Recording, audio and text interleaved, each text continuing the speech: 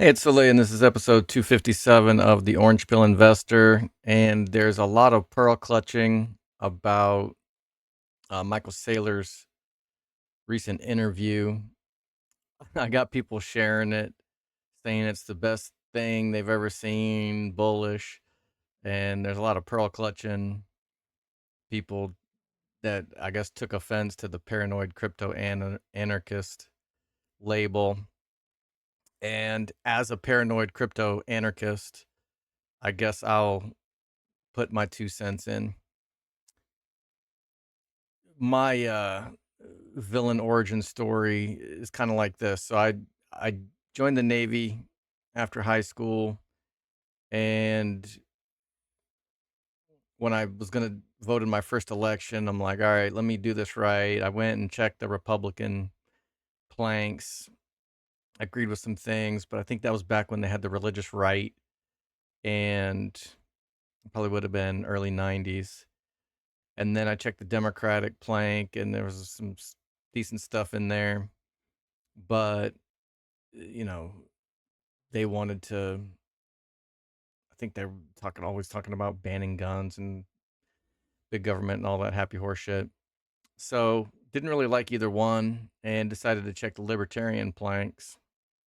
And I was like, holy crap, this is like the best of each of the parties and none of the stuff that was like hard no. You know what I mean? Like when I'm looking at each party and I'm like, no, this is a deal breaker. It didn't have any of the deal breakers in it. So I can't remember if I voted straight libertarian ticket once or twice, but at some point I just kind of got disillusioned with the whole thing, and it just seemed like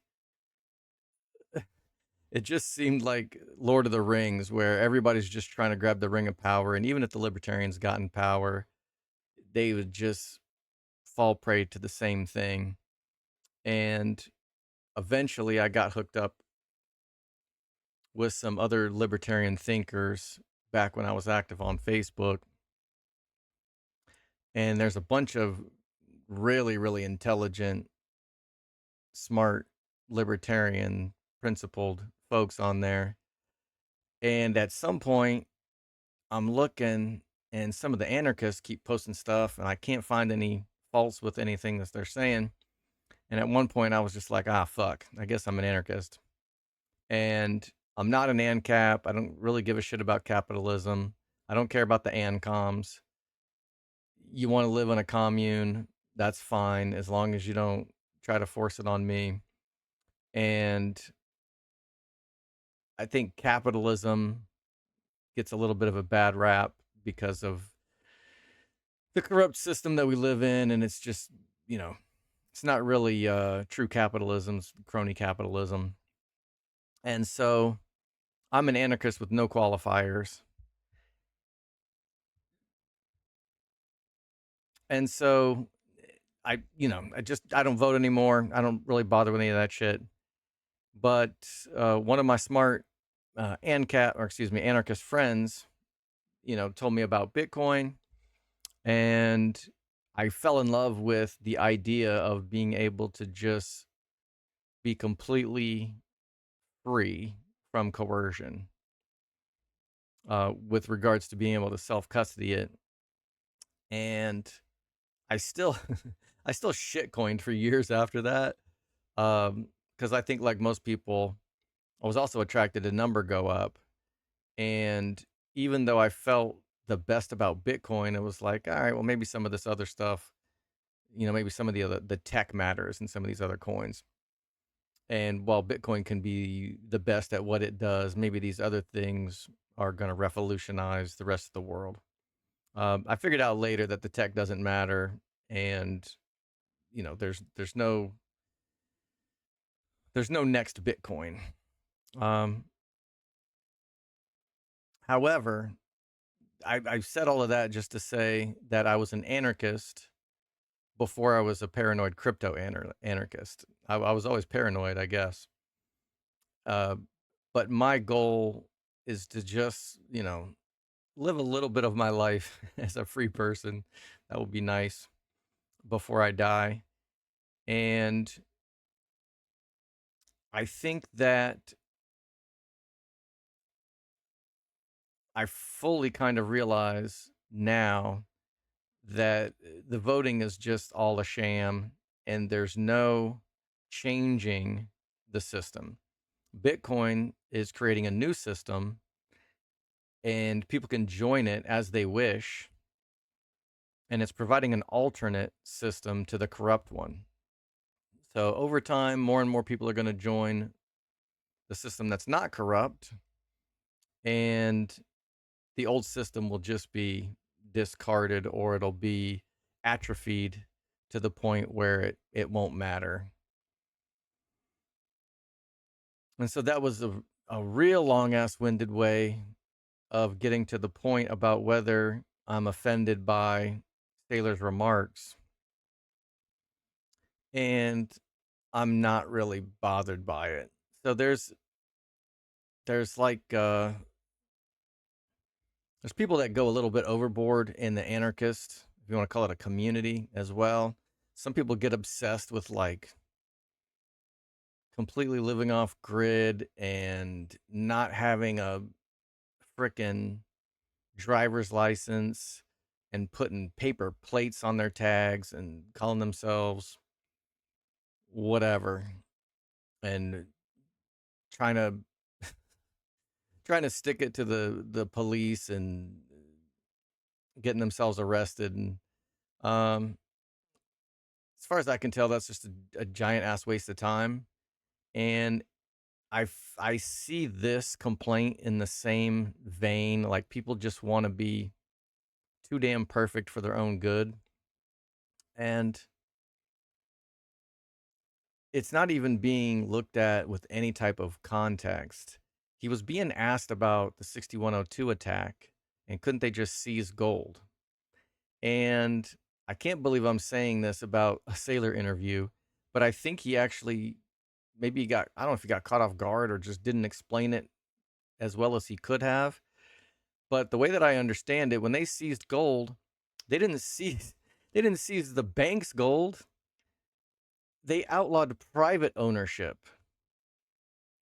And that's what we're talking about here. We're talking about these giant institutions that are already either in the government's pocket or the government's in their pocket. So no, they're not going to come out and seize the gold, the excuse me, the Bitcoin of their cronies. Like these are all the handshake deals. These are the people who are in control of the corrupt system. If they if they do a 6102 attack on Bitcoin, it's going to be against the private owners, the people who do have a freaking brain wallet and can just go to another country, another jurisdiction that's more compatible. So it doesn't even seem like this is the same threat that existed. And even if it does, Bitcoin, for anyone who does have it in self custody, is already providing the solution. You can just go to that other jurisdiction. But the people who, your grandma or whatever that has it in a Bitcoin ETF or whatever, or even like they're not going to confiscate the big banks' Bitcoin. That doesn't even make any sense. So I don't know what the big deal is about it, and